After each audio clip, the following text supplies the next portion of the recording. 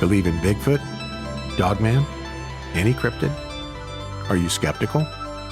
Curious about the supernatural, conspiracy theories, the unknown? Then come join us as we explore facts, tall tales, and encounters on Creatures and Curiosities.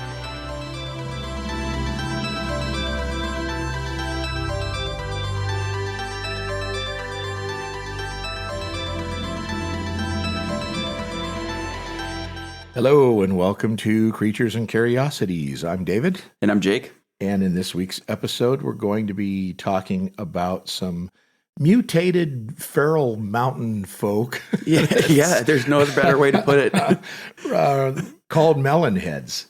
And they're, all I can picture, and I don't know why, because he's not a melon head. He's not even close. But do you remember the movie Deliverance? Oh, yeah. The kid that played the banjo with the squinty eyes and the big forehead, and he looked like an inbred. Yeah. That just immediately comes to mind when I think of Melon Heads, him hanging upside down from a tree playing a banjo. But that's clearly not what a melon head is. They're much more grotesque, and the reason they're called melon heads, of course, is because their heads are the size of melons, not just a big forehead. But I can't help but think about that stupid kid. So anyway, anything going on in your life, Jake? Yeah, we got another baby on the way. Yeah. So that's exciting. Gonna be 3. Yeah. You might catch me someday. Yeah. Well, the goal is if I could just make my own baseball team, I'll be good to go. Yeah. I could be the coach and I could watch baseball every day. I like it. I'm out there running drills and stuff. I had a basketball team with substitution. Yeah, there you go. I didn't quite make baseball, but yeah, that's awesome. What about you? How's it been going? Oh, the usual. I got to move Grace again. She's going to be moving to Arizona, so it's a long trip from Nashville to Arizona. Yeah. Exciting, though. Yeah, taking off in about a week or something like that. I'm going to be gone. But, it is exciting. She's going to be working for the San Francisco Giants. Which you can't beat that. You can't beat that. Pretty cool. So congratulations to her, and I'm sure she's going to have fun doing that. Oh, yeah. And then back to podcasting as soon as I get back. Oh, absolutely. And congratulations to us, because I love doing this. Yeah. We have a lot of fun. Anyway, let's get into the Melon Heads. A brief description of them would be that they are basically just creatures of urban legend again. So this is like our 3rd episode in a row on urban legend stuff. The likelihood is that these things exist or did exist at some point. So I don't know. I mean, of course, they're going to say it's an urban legend and that we're crazy if we even think they exist. But I mean, there's still stories, even in the Appalachian Mountains, of people running into groups of feral people. So it's not. Yeah.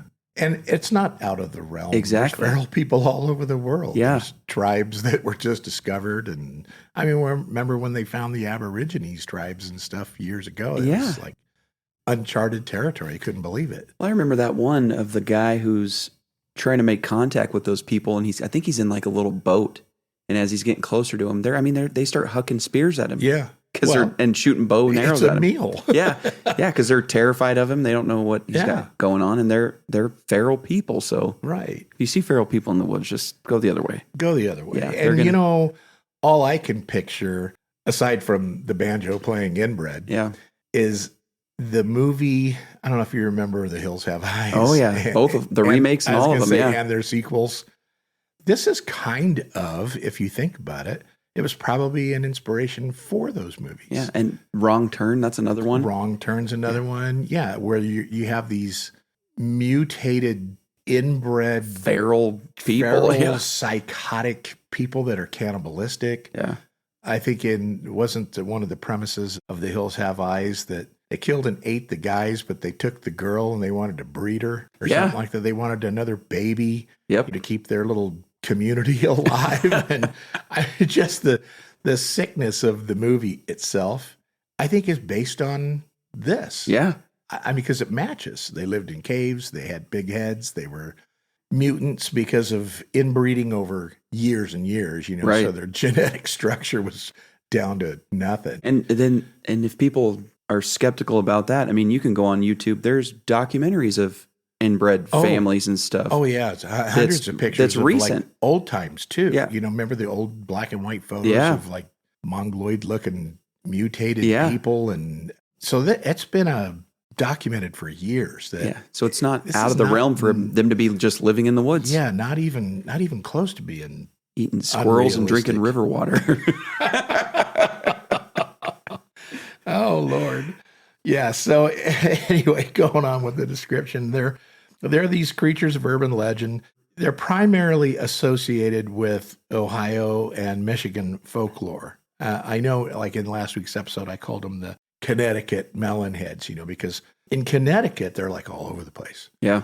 In Ohio and Michigan, they're kind of regional, but they're described as these small humanoids, which I disagree with the small thing. They're not little people. They're not the little people of the Pryors. Exactly. Yeah. I think they're normal sized people. I think when the lore started off, they were children at the time. They were children, right. So, but they've grown into adults. Yeah, they're not staying 2 foot tall for the rest of their lives. Yeah, and they're inbreeding, and God knows they could be 7 foot tall. Yeah.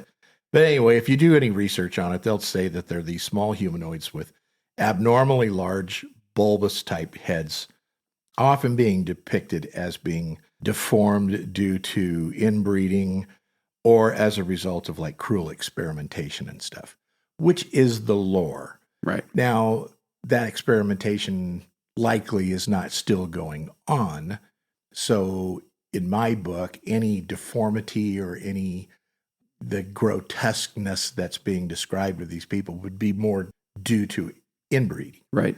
Not experiments. At least the continuation of it. Initially, It might have been experiments, but... Right. And according to the lore, that's what it was. Right. Was these horrible experiments that were conducted on children. Which again, I mean, you look at the Nazis. Nazis did this kind of stuff. Yeah. So, I remember reading stuff about how they would break somebody's arm, with no anesthesia. They'd break an arm over and over and over and over to see how long it would take for a bone to heal and when would it not heal. Right. And it was torturous experimentation. And in this case, it probably didn't really happen, but you never know. You never know. At the People end are of sick. this, we do have that debunking section, but it doesn't mean that it didn't happen. Right. So who knows? I mean, as far as the podcast goes, it's not fun to think that it happened because it's horrifying, right? Yeah. But it's also fun to think that it happened because that's what the podcast is about. Yeah. Oh, yeah. Why talk about something that didn't happen? So their heads are said to resemble melons or squashes, which is why they get the name Melon Head. And there's, of course, as there is with pretty much any urban legend, there are different variations of the legends that attribute to the different origins to these particular entities. And some areas, they're also known as wobbleheads. Now, I didn't really want to get into that because that's specific to a particular region where people saw them. And because their heads were so big, they were like a weeble. They wobbled, but they didn't fall down. And so, they called them wobbleheads. Their behavior can only be described as aggressive. They say that the melon heads lurk in woods or other hidden places such as caves, forests and under rocks, wherever else they could possibly be before emerging to attack an unsuspecting person. Well, they're not experienced woodsmen. They're probably mentally ill from the years of inbreeding and stuff. So they essentially just find something that's an overhang and get under it. They're still good at hide and seek, but they can't build a shelter. Yeah, you'd think that they just like lay in a melon field or something, and blend right in with their surroundings. Some people believe, of course, that they are cannibalistic. Now, my thought would be that they are. Yeah. Simply because of course, I'm not familiar with the areas. I've been to Connecticut, I've been to Ohio, I've been to Michigan, but not these like specific places. So I can't really attest to the environment that they're living in. I don't know if any of these areas have caves. I did look on a map. Most of them are like coastal. Yeah. And when I say that, in the Connecticut region, they're all over the place. But in Michigan, they're on Lake Michigan. In Ohio, they were on like Lake Erie, the communities.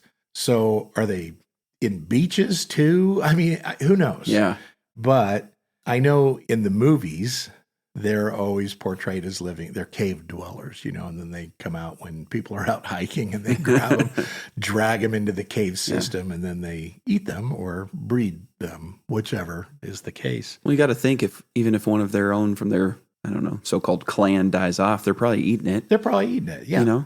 And so that was my thought process on the cannibalism. I mean, more so, cannibalism, of course, is eating human flesh. Right. But I would say that they're carnivorous because what else are they going to eat? If you live in caves, there's not a whole lot of like vegetation and stuff that they would eat. You're not growing broccoli on rocks.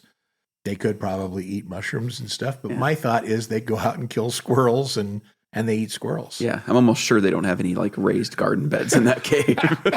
Or maybe they have melon patches. Yeah, exactly. I'm just guessing, but who knows? Oh, gosh. But anyway, if they're meat eaters and, there's a hiker out and about and they jump out and attack them, that's meat. It's not like they're gunning for it. It's an opportunity thing. Yeah. There it is. Or they're gunning for it. Yeah. Who knows? Yeah. If they're described as being aggressive and violent. And even then, if people, if you were thinking, well, I don't know about that. People who are normal and sane have resorted to cannibalism. Look at the Donner Party. Yeah. They didn't go out there. It's necessity. Yeah, they didn't go out there wanting to eat their fellow people. But when you're starving, starving to death, you do different things. And now when you're a mutant mongoloid, you're going to do, you're not thinking clearly. So that reminds me of a skit. I think it was Saturday Night Live years and years ago. When it was good. 40 years ago, and John Lovett or whatever his name was on it. And he does the thing where, he was the liar. And he's like, I crashed in an airplane in the Andes and we had to eat the live people because the dead ones were rotten. Oh, so there is a reason for cannibalism and there's not a reason for cannibalism, right?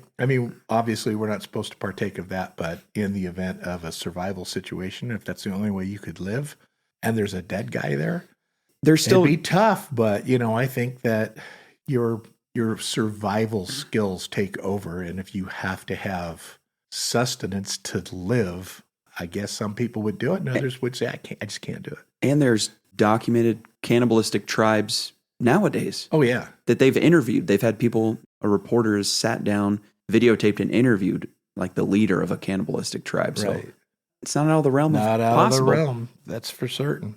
I don't know if I could do it. Eat somebody? Yeah. Yeah, I would have Especially to be. if it was like a loved one. Yeah. You crash and your daughter's dead, so you eat her. Yeah, that's just. I don't know, I might just die next to her, probably. Yeah, I think I'd rather just die. Yeah, just call it a day.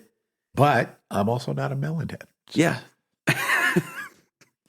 Their location, we've already kind of touched on it. Yep. It's clearly Ohio, Michigan, and Connecticut. And then we kind of looked that up. I didn't want to get into all the specific cities. We do talk about it just a skosh in the legend itself. Mm-hmm.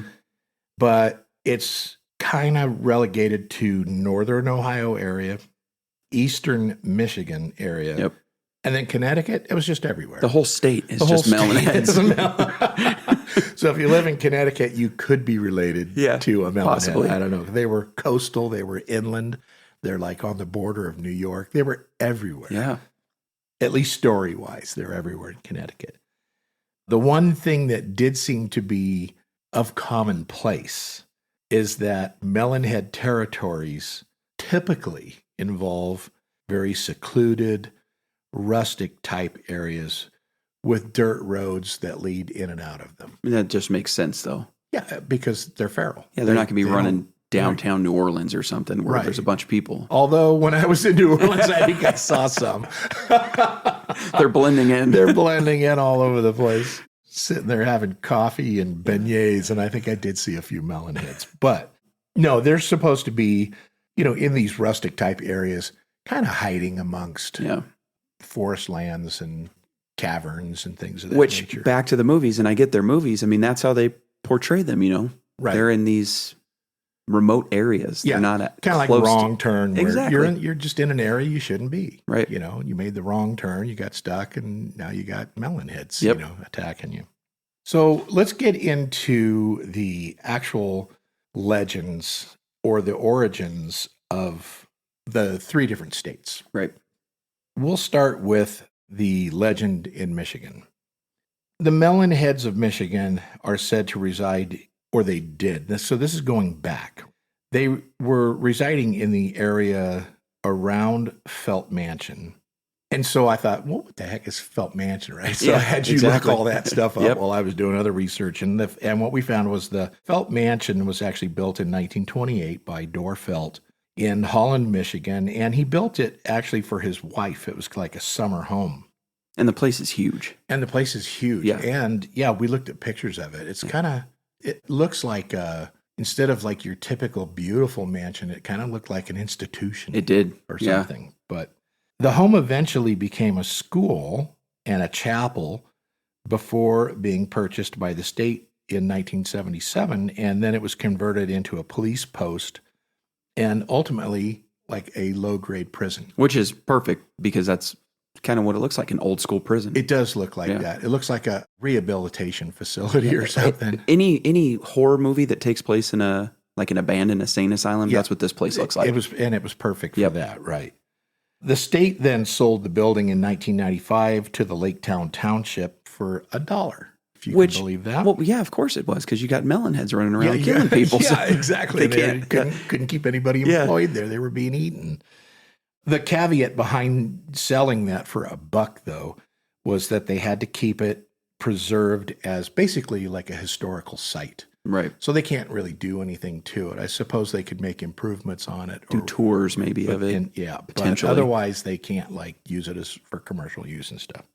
So the melon heads have also been reportedly seen in the southern forested areas of Ottawa County, which is about 13 miles outside of Holland, where that Felt Mansion is. According to one of the lores, the melon heads were originally children suffering from hydrocephalus, which is just a buildup of fluids in the cavity of the brain, and then the ventricles increase in size, putting pressure on the brain. And so then it was believed that the swelling could actually like push the cranium out and deform the head. Yeah. And so they became these literal melon heads, these big bulbous heads because of the swelling of the brain. And these little children lived at the Junction Insane Asylum, which was near the Felt Mansion. Which, based on the name, the building looks exactly like you would picture. It does. It looks like an insane asylum. Yeah. After enduring physical and emotional abuse, these kids became feral, and they were released into the forests surrounding the asylum after the asylum was forced to shut down due to, I think it was legend-wise, it was due to like staffing issues and budget issues. Right. They could no longer afford to keep this facility going, so they shut it down. They just let the kids go.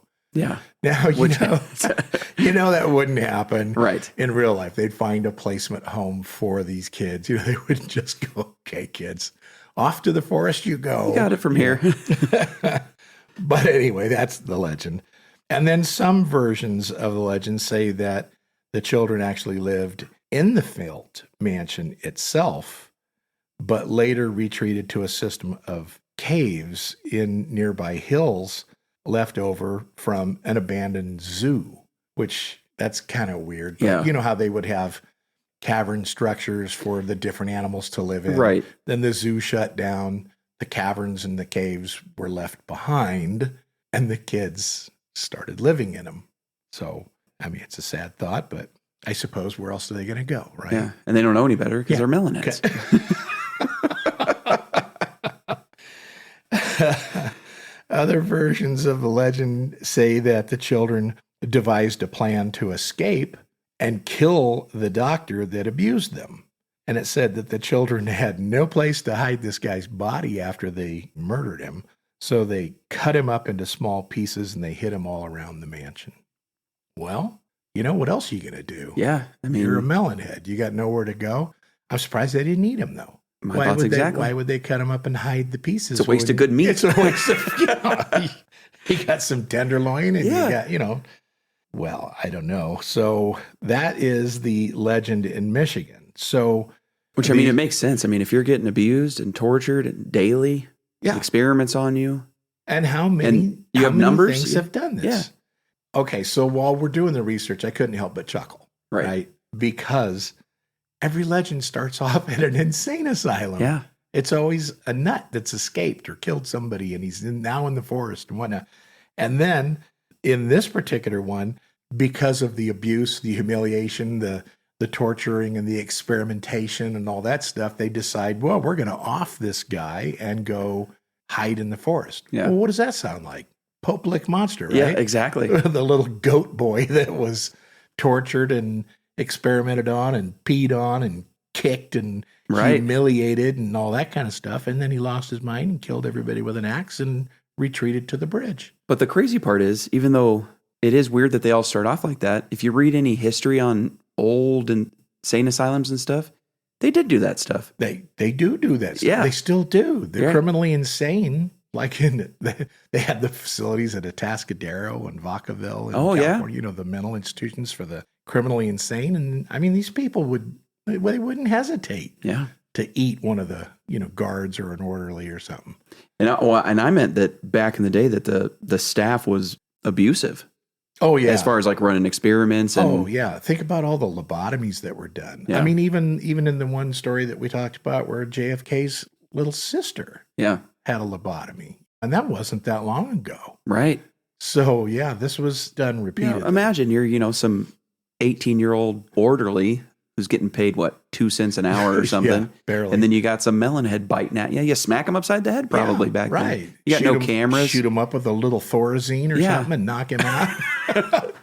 That's the way it was. And that's the way it was in the 80s. You keep them docile so they're not attacking. I remember taking mentally ill people in for being gravely disabled or a danger to themselves or others or whatnot. You take them down to the hospital there in Los Angeles where I was working. And that's the first thing they did. They drug these people up with Thorazine or Haldol and whatever else it is. Yeah. God knows what else. And they just stick them in a room somewhere and then do an evaluation, over 72 hours and decide whether they're going to keep them or not. A lot of these people were just kicked back out on the street. It was either that or full-on restraints. Yeah. Because they're going to violently attack somebody. Right. Because they're just gone mentally. And so these little guys, after all their torturing, they just retreated into the cave system and lived their little lives inbreeding and keeping their little community alive. Which sounds ridiculous to us, but it's better than being tortured. It's better than being tortured. Yeah. All right, let's move into Ohio. Yeah. So the legend in Ohio, which is actually my favorite one. Yeah, same. So these stories are better. The Michigan people just apparently they didn't have enough imagination and came up with a really quick story. The people of Ohio, whoever came up with this legend, and again, could be based on truth, some truth. Right.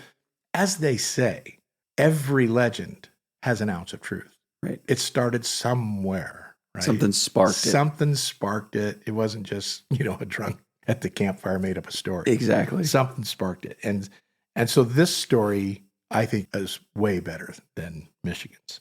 The Melon Head legends of Ohio are primarily associated with the Cleveland suburb of Kirtland, which is actually in Lake County. And then there's the Chardon Township, and that's actually in what was that called? Gogu or something county or Gaugo or... Yeah, you're right on there. I don't remember how it's pronounced. But they were like really close to each other, like neighboring communities. Right. So it's kind of in that region of Ohio. So the Melon Heads were, in this particular lore, were originally orphans or just abandoned children. They might have had parents, but maybe the kid had an issue and the parents were like, not going to deal with it. Yeah. And they just abandoned these kids. They were actually taken care of by a man by the name of Dr. Crow at his home, which was located off of Wisner Road in the Chardon Township. And Dr. Crow, according to legend, was actually commissioned by the federal government shortly after World War II to treat the children that were suffering from the hydrocephalus, which same lore as Michigan, that these kids had the water on the brain syndrome. And so his job was to take care of these kids. So Dr. Crow is said to have performed unusual and torturous experiments on these kids because he would inject more chemicals into their brains which caused their heads to grow to grotesque proportions. Trial and error. Yeah. And so you don't know if he's trying to help them. Like maybe he was injecting things to... He thought it would reduce the swelling or something. Or whatnot, but it ended up not doing that. Or he's a sicko. Or he's a psycho. Yeah. So who knows? So when the lore says it was unusual and torturous, that's just what the story says. But you wouldn't know, is he trying to help? Or is he, in fact, just some sick doctor that was imposing more pain and whatnot on these kids? Who knows? But after World War II, maybe he was just shipped over from Germany. Yeah. Who knows? Dr. Crow with a K. Which, if you look into the lore, they say that's potentially one of the spellings. I know. I saw that. So who knows? Yeah, he could be an old Nazi physician or something. So the children who were potentially already suffering from that hydrocephalus, they could not endure any more of those fluids in their brains. And then they actually became mentally ill. Which makes sense. I mean, you got pressure pushing on different parts of your brain. So it's going to make you do... Yeah. I mean, people that have headaches are irritable. Right. Let alone if you have a bunch of water or fluids pushing on your stuff. I know people that have like chronic migraine. Yeah. And they're just angry, crotchety people. They're always wearing dark sunglasses in rooms and stuff. And it's hard. You know, when you're just in pain and suffrage all the time, it does grow on you mentally. So these kids lost their minds. Yeah. Both literally and figuratively. And after years of abuse and torment, these Melon Head kids devised a plan to kill Dr. Crow and escape the facility. So after brutally murdering him, and they don't say in the lore why or but you can only imagine. But they just pummeled him with things they found and poking him and prodding him. And yeah. Which that's a slow, torturous death. Yeah. But you know what? If he was doing that, maybe he deserved it. Yeah, you deserve it at that point. Yeah, absolutely. So after they kill this guy, they burn the facility to the ground and they escape into the forests around Crybaby Bridge, which we looked that up, and that's an actual place there as well. The Melon Heads survived by hunting and eating animals, and it said that because of their mental illness, they're also extremely paranoid and they hate people. I mean, their interaction with people is abandonment and then torture. Right. Makes sense. It makes perfect sense. So as a result, they kill and cannibalize anybody who comes across them. So if they catch you, you're going to get eaten. Easy meal. Easy meal. It's also suggested that they may come out of their hiding places just to attack people and possibly kidnap them, which now you're getting into the whole hills have eyes thing. Yeah. Where the couple drives in, they're taking pictures, and next thing you know, they're kidnapped. And, she's being raped and he's being slaughtered. Which, again, it makes sense because even experienced woodsmen have trouble trapping and hunting game. So if they're getting hungry, they can't find any animals. There's no more joggers. And you kind of go out more and explore. Then you find someone, drag them back to camp. Easy meal. Yeah. Yeah. In this particular lore, and I don't know why they just threw this out there with no explanation to it, but it just said that they're known to eat babies as well. Now, I don't know where they're getting these babies unless through inbreeding, they have a baby and then they eat it. Yeah. Kind of like a male lion. Yeah. Yeah. It could be. I don't know. And there was no explanation to what babies are they talking about. But, right. Are they kidnapping babies? Yeah. And I doubt that. Yeah. They're not going into like urban areas and stealing people. Right. You have to be out there in their neck of the woods and come across them, and then you're toast. Yeah. They are able to keep their community going through incestual relationships, which makes their offspring even more mutated, paranoid, and delusional. Yep. And that makes sense as well, right? I mean, you take cats. It's so apparent that inbreeding causes all kinds of and I don't know if the right term would be like chromosomal or genetic DNA. I don't know what it is that gets mutated, but have you ever seen like my cat had a litter of kittens? Couple of males, couple of females. And then when they got a little bit older, before we had them spayed, one of the males was, jumping all over one of the little girls, and she ended up having babies, and they all had like 6 toes and, different different colored eyes and stuff.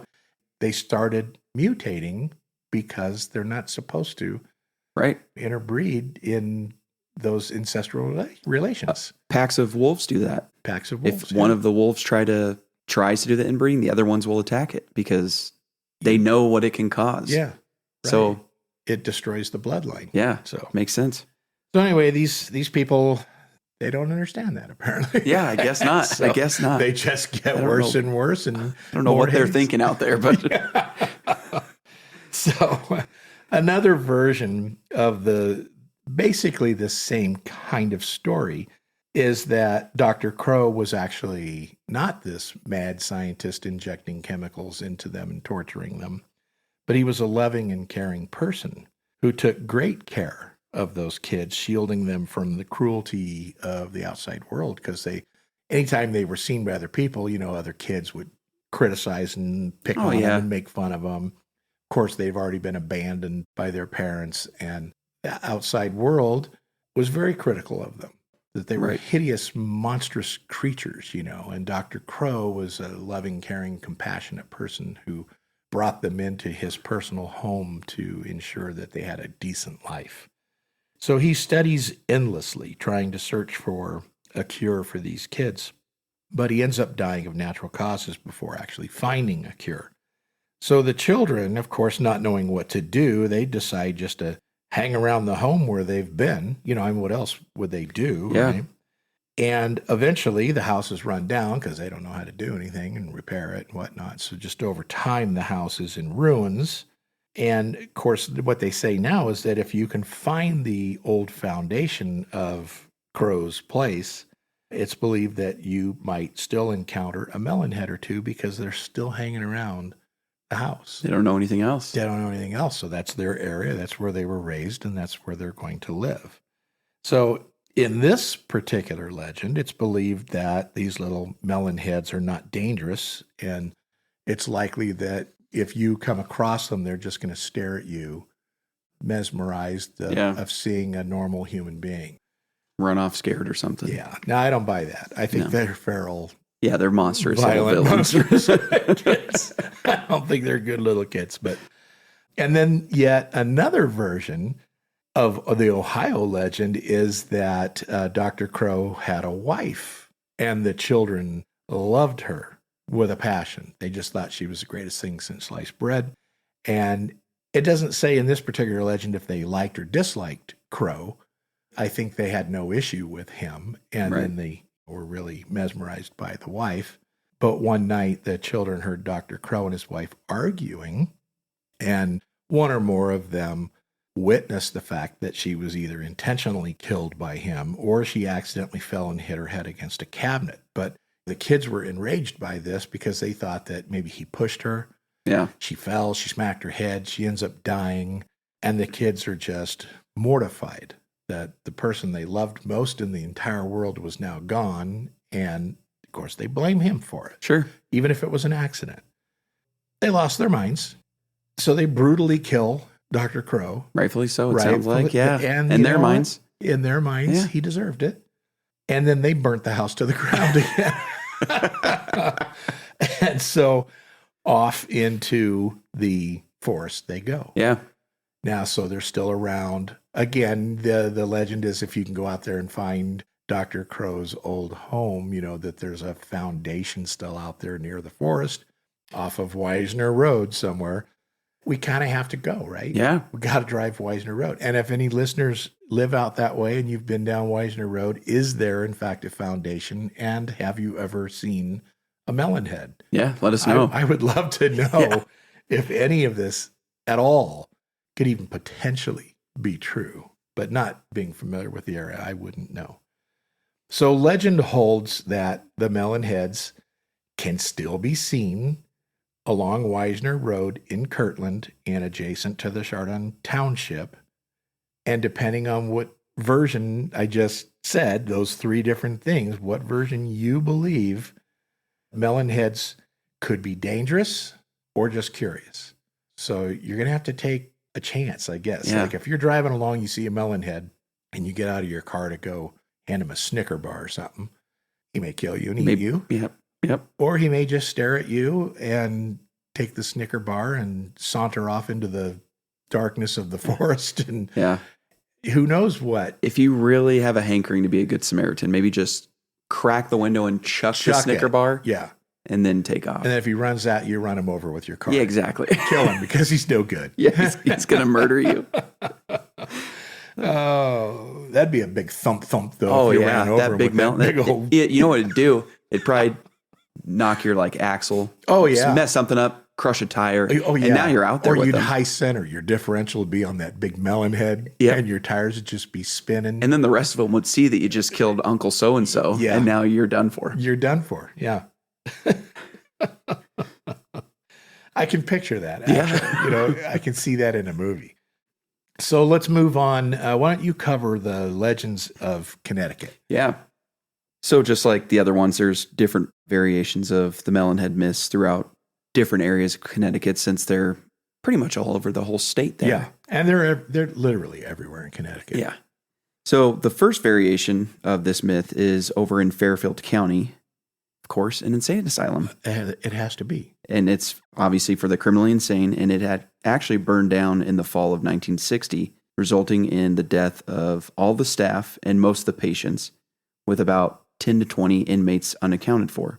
Supposedly, they survived and escaped in the woods. Okay. It's almost as like the same story as like the train falling over and then it running off the tracks, and then, It's a variation of every other it's always 10 to 20 survive. And then, which, I mean, I guess if, and this one's a little bit different, burns to the ground, so it's hard to find remains and stuff like that. But right.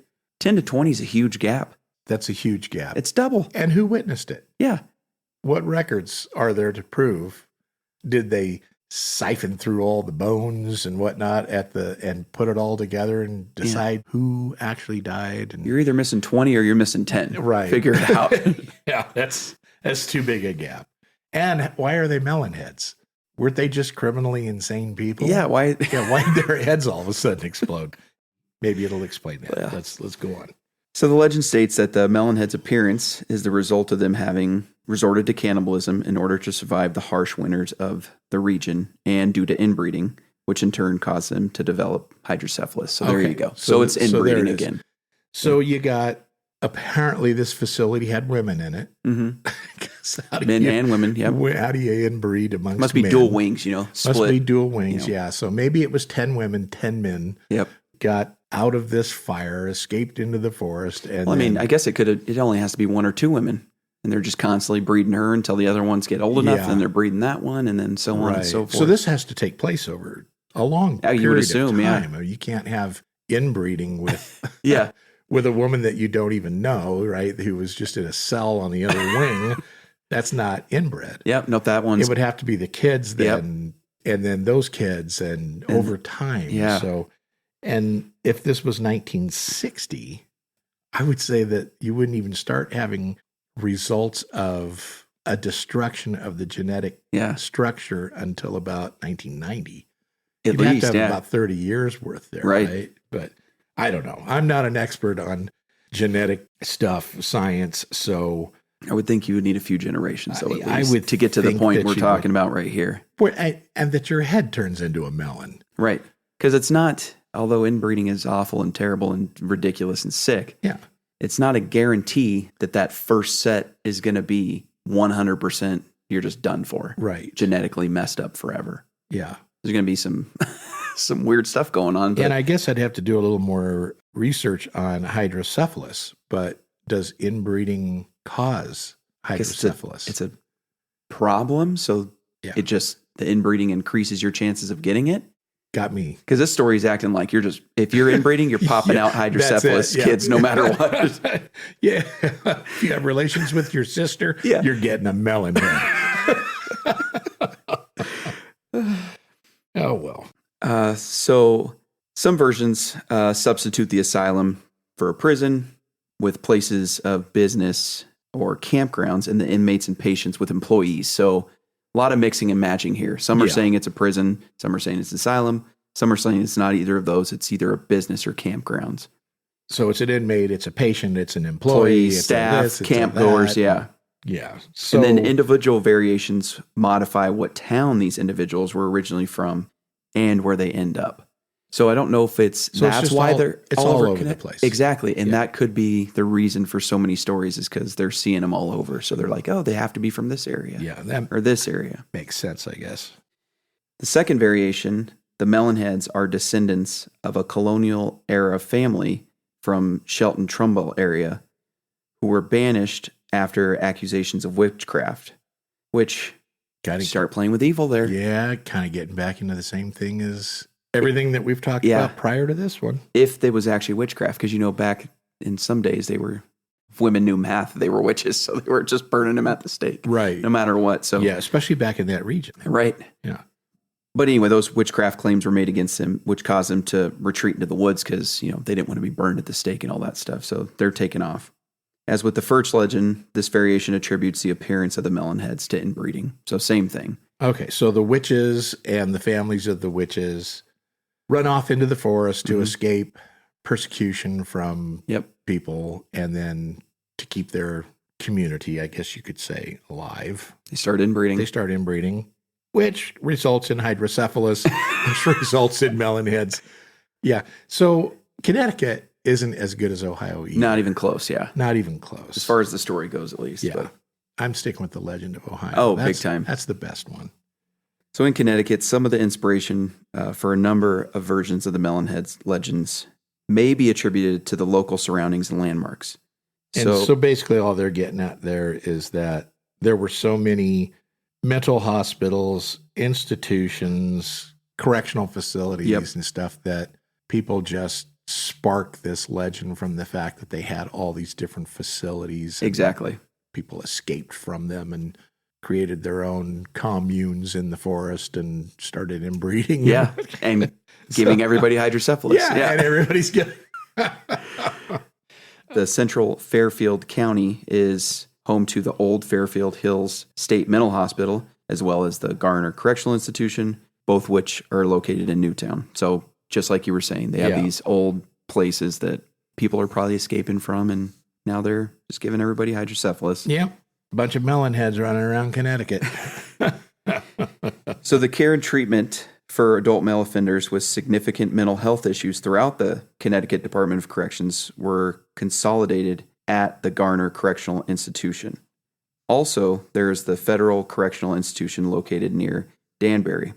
This part of Fairfield County has historically been a rural area filled with farms and forests, which lead to, the story of them breaking out, and then they're surrounded by the forest. And now they're out there in their caves. And then they're inbreeding and getting hydrocephalus and becoming cannibals. Yeah.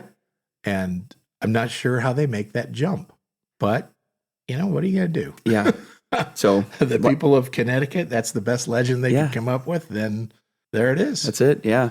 So that's pretty much it for the Connecticut area. Again, that's probably the worst one. Yeah. Out of them. I hate to say it. We threw it out there because it's part of the legend, part of the lore, but Ohio's for sure the best. Actually, if you jump out there and you kind of search it, the melon heads seem to be more famous in Connecticut. Yeah. Than they are in the other states, but the other states have way better legends. Way better legends. And so, I don't get it. But let's move into sightings. Yeah. Sightings of these melon heads. There were actually more than I thought there would be. Yeah. Because in some cases, like some of the ones that we're going to do in the future, if there was actually a sighting of it, you'd be dead. Yeah. Of certain cryptids and whatnot, that you're not going to survive it. So in this particular case, I would have thought almost the same, that if you had a sighting of a melon head, like if you're just out walking around, based on the lore itself, you'd be a meal. Yeah. You'd be kidnapped and either bred or eaten, one of the two. Maybe this goes in line with your missing persons. Yeah. Can't live to tell a tale if you're being drug off and eaten. Exactly. But in this particular case, there are sightings. Right. And so we're going to touch on a couple of them. There was this guy, Jeff B. They didn't give his last name, but apparently he was a blogger, and he wrote in 2009, quote, "I used to live by the woods on Weisner Road near the Lundgren barn. And when I was 10 years old, I had a brief encounter with a melon head. It was an early autumn night, around 10 p.m. when I heard my dog bark, and I ran outside to see what was going on. When I went outside to see what the commotion was all about, I found my dog lying there bleeding. I looked toward the woods, and I saw what I believed to be a small figure with a very pale skin tone and an extremely large head. When the creature saw me, it ran into the woods. I went out the next morning and followed the tracks, but they stopped near a creek." End quote. So, was it a melon head? I don't know. Going for the dog as a meal? Something killed his dog and then got startled and ran off. Yeah. And it's on Wisner Road where the legend holds true that the kids escaped the house. Right. And live by Wisner Road in the forest area. So, sounds legit to me. I mean, it's got the large head. It's a melon head. Yeah. There's no doubt. You could say the pale skin and you could say, well, maybe it's a crawler or, Wendigo or something else, but they're never attributed with having large heads. No. So it's got to be a melon head. Right. This one's a melon head. It's got to be. There's no doubt in my mind. Why don't you take the next one? So yeah, this guy, Alex, grew up in the Kirtland area, and he was dating this gal who was from the Chardon area. And they found themselves out driving up and down some secluded roads that were rumored to be in the Melonhead territory. And they were looking for a place to park. Now, I don't know if they were just out for a drive or if they were out looking for melonheads or just hanging out. Yeah. Not sure what they were doing. It doesn't actually say, but if he's looking for a place to park, they're going to make out. Yeah, and that could be the assumption there. But, So it was July of 95. He was traveling down the Chardon Windsor Road when he came face to face with one of the melonheads. And Alex said, quote, "I can tell you they are as real gets," end quote. So they're driving. He pulls over, gets out of his car to use the restroom.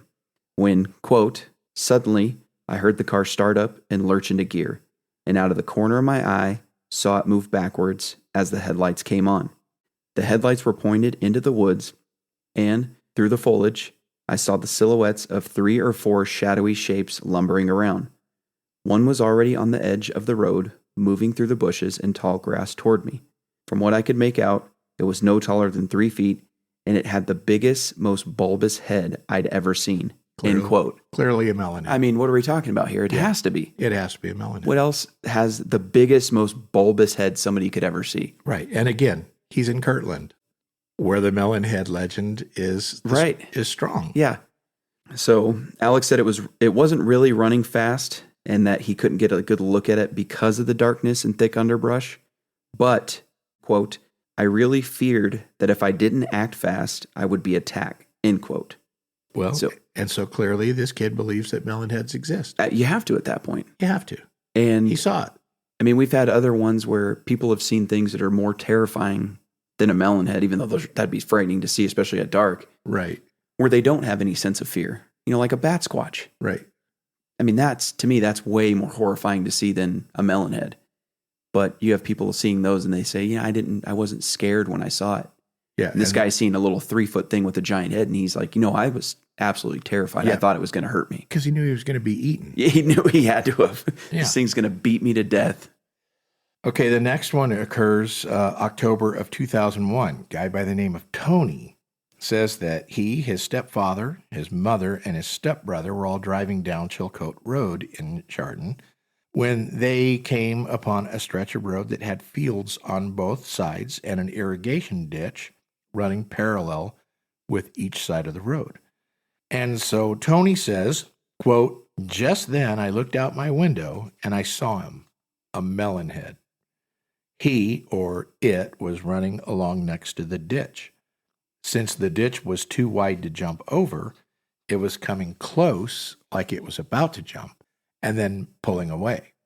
At the time, we were going about 45, 50 miles an hour. The melonhead was actually keeping up with us. It didn't look like anything I'd heard in the stories. He looked about the same height as me, 5'7", was wearing brown pants, which were very ripped up, and where the seams would be, it was held together by what looked like a corn husk. It wore a white shirt with brown and red stains all over it. Its head was a very light brown tint, and it had 2 holes in the sides of its head, which I think were ears. Its head was swelled up, and its eyes were very big looking. Just as we turned a curve, it jumped into the woods. And there you go. Quote. There you go. Now, he just described a melon head. Yeah. I don't care how you slice it. Right. And so this would be something from the Hills Have Eyes, right? The 100%. tattered clothes that, that they self-maintained by just what they found in the woods or out in a field. Yeah. Exactly. And then this also kind of corroborates what we said. When they originally killed Dr. Crow or whatever they did, right? And burned the place to the ground or lived in it or whatever lore you want to believe. When they left, they were children. But they're not perpetually children. Right. They're not ghosts. They don't have immortal status. Right. They grow up, they die. They're just inbred feral people. They're just inbred feral people. And so it makes sense that this one is maybe more so an adult. Right. Described as 5'7", even down to what he's wearing and the holes in the sides of the head. Just a deformity from inbreeding. He doesn't have a lobe, And so to me, it makes perfect sense. And so what Tony is actually describing here is more of an adult. Yeah. An adult melon head. Yep. Of course, now he says that this thing was keeping up with him at 45 to 50 miles an hour. So apparently melon heads are pretty quick. And to be honest, I don't know how I feel about that one. I could chalk that up to fear. He thinks they're going faster than they are. Maybe he's not even driving. Maybe he is driving.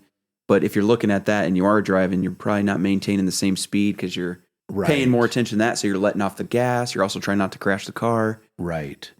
And he obviously got a really good look to be able to describe it the way he did. Yeah. Right down to the color of the clothing, how, the stains on it. The condition of the clothing. The corn husk going through the pants, all that stuff. Those are key details. Key details, which to me suggests that he actually saw something. Correct. Right. And he was able to give a detailed description of it. So did he see a melon head? Absolutely. Yep, I think so. He had to have, Yeah. Tony's credible. All right, moving on here.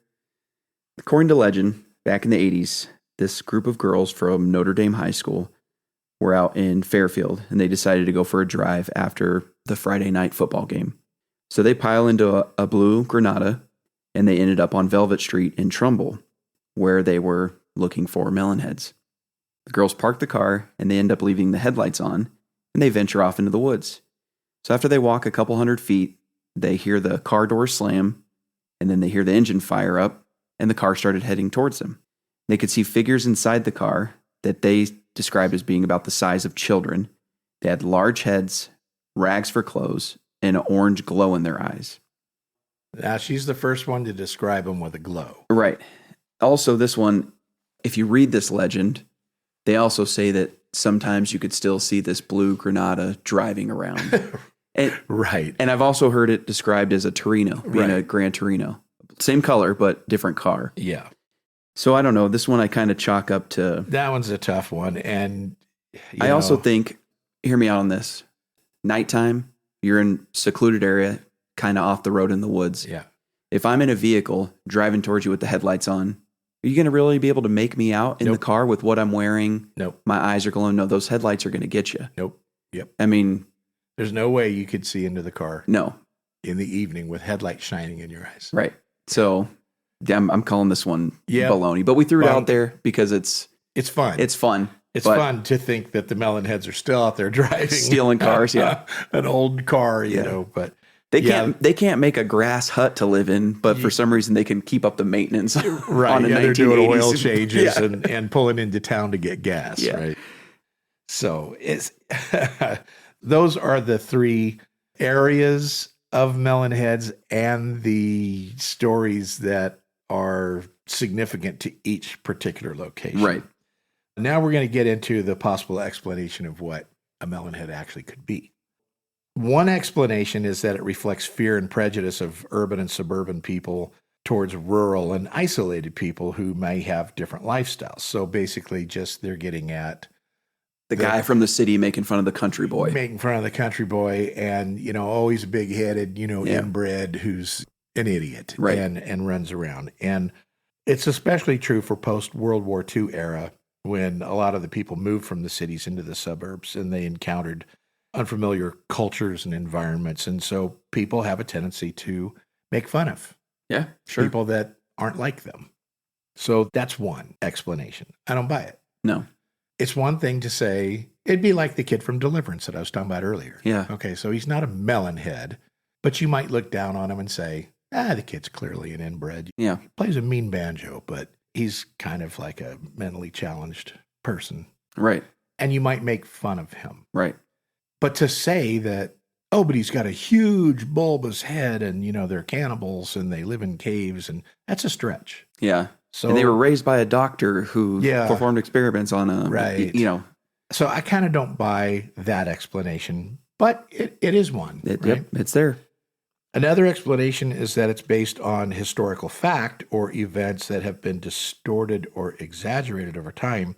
Like, as an example, there might have been cases of hydrocephalus or other medical conditions that caused abnormal head shapes among some people in those areas. And there's also been cases of abuse or neglect of institutions, which we discussed already, right? I mean, it was factual back in the day. They did. You can watch documentaries on it now. Constantly. Yeah. And this wasn't that long ago. Right. 40s and 50s, they're still drilling holes in the heads of people to pull out certain portions of the brain to try and fix them. We still do it today. There's obviously better medical procedures, but they still drill holes in your skull to relieve pressure from encephalitis and things of that nature. A third explanation is that it is influenced by other sources, popular culture, media, etc. As an example, The Hills Have Eyes, Wrong Turn, Resident Evil, Silent Hill, all those different things that people watch and then they come up with, I saw a mutant kid out in the forest. He looked like The Hills Have Eyes. Yeah. The only issue with that is, in my opinion, when they come up with an explanation, this would be a modern day explanation. Right. People back in 1960 didn't watch The Hills Have Eyes. It wasn't made yet. That didn't come out till 1977. Right. And so people are trying to come up with an explanation based on information that we have today. But in 1960, when the lore was out there in full force, they didn't have any one of those movies that I just talked about as an inspiration for believing that could be what it is. So that's a bunk explanation right out of the chute. I think the only legit one is that they took actual events and exaggerated them. Yeah. There were kids at a facility that were suffering from hydrocephalus, and maybe they did things to these kids that in today's medical standards wouldn't be done.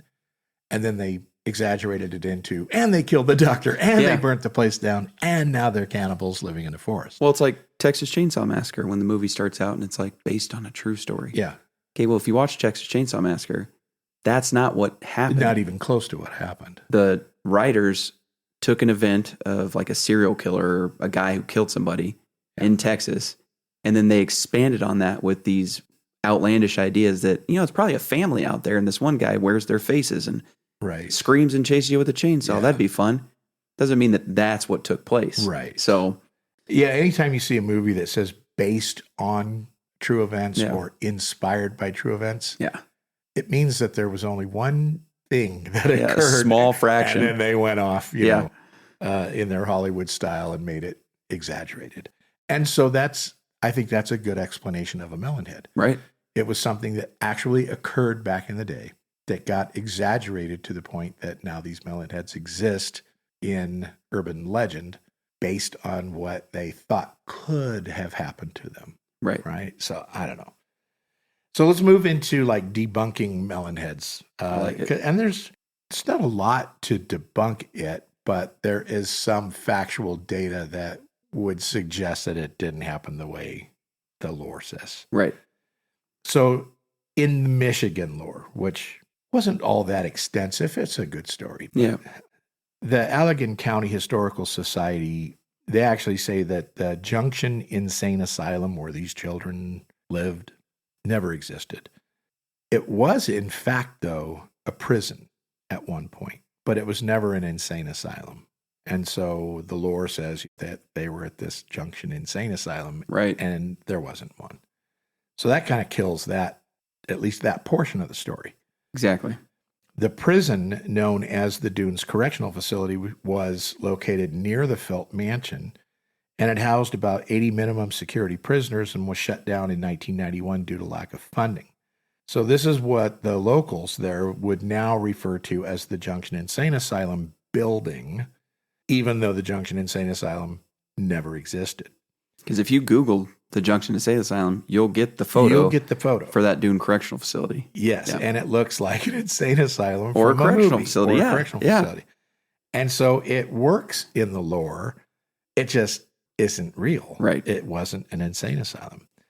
So it's said that if you go inside that abandoned building, you can still hear the screams, the heavy breathing, loud footsteps, and some have even reported seeing figures of like children walking around. Big-headed children. Yeah. And there's a lot of stories of that. A lot of stories. People's having those encounters. Which is very common. There's the Alcatraz Island in San Francisco. They do the haunted tours where you can still hear chains rattling and doors slamming and people screaming and things of that nature. There's a lot of that paranormal activity as it relates to old correctional facilities, old mental institutions, old hospital buildings, and they always attribute that to the fact that, people died in those buildings and their ghost is trapped there and all that stuff. I personally don't believe that. I don't believe that your spirit is trapped here on earth. Right. I think you're judged. You go to heaven or hell. But there's enough. I mean, you can watch a lot of videos and stuff of apparitions and noises, and they've made a million shows, on paranormal investigations. There is a lot of unexplained stuff out there. But in this particular case, that building, according to lore, is not accurate. It wasn't an insane asylum. There were no children there. There was no doctor there working. There was no criminally insane people there. There were no criminally insane people. It was a minimum security prison. If I remember right, too, a lot of those guys were trustees, which would be like workers. Right. So they were working land. This would be low-grade stuff. Yeah. Like DUIs and whatnot, serving 30 days. Something, yeah. There were no, murderers and stuff. Yeah, psychopath. Your Charles Mansons weren't in this building, yeah. So that kind of semi-debunks the whole lore there in Michigan. And then moving into the Ohio lore, which that's my favorite story. Yep. I love that. The Dr. Crow, and it doesn't even matter which one of the stories you believe, that if he was the mad doctor, the loving doctor, or he killed his wife. Yeah. It doesn't matter which one. It's all good. Yep. It's a great story to tell. But there is no record of the existence of Dr. Crow, the facility, or any journaled experiments on children. Now let's break that down for a second. Hypothetically speaking, if it was true and the federal government did commission him to do what he was doing, why would they? I mean, they do sketchy stuff now. Why would they keep record of that? Could it be top secret stuff? Yeah. Governmental experiments. Or a black eye that they're like, we don't want to share that. This guy was out there. We saved this, Dr. Crow with a K. We saved him from Germany. And now he's over there torturing disfigured children. Yeah. So let's just destroy all let's get rid of that. So there you go. So that one's obviously true, and the government's covering it up. That's the story. That's where the Melon Heads come from. Ohio had it right, and it's a government conspiracy. Yep. There's no doubt. No doubt.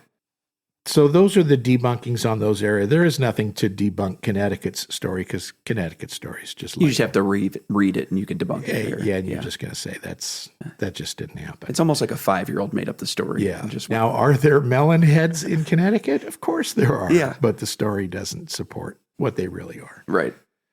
So one example of a hoax, because there's always going to be hoaxes too, right? With everything.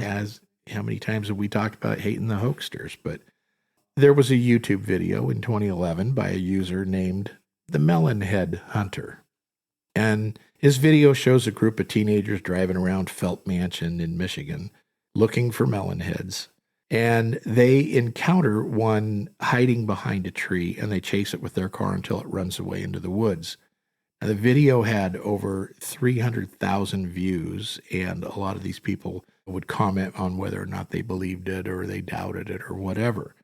But the video was later revealed to be fake by another user named the Melon Head Hunter Exposed. So this guy's whole premise was to make sure that everybody knew that this Melon Head Hunter was a scammer. This user posted another video showing how he made a melon head mask out of paper mache, and he wore it while his friends filmed him running around the Felt Mansion. Gotta love that. Yeah. He also explained his motives for making the hoax, and he wanted to make fun of people who believed in melon heads and to show how easy it was to fool them. Now, I couldn't find either of these videos. I couldn't either. I've looked for a lot of different things that I've read about, and they kind of don't exist. Yeah. It doesn't mean that they didn't exist. They're just not, they're no longer available. They got pulled down or whatever the case. But kind of, I really have to say that in our episode of the Fresno Nightcrawlers, do you remember the guy that wanted to make the video of a nightcrawler walking down the alley? Yep. And it didn't look anything like the original videos of the nightcrawlers. Just because you can make a video does not mean they don't exist. Right.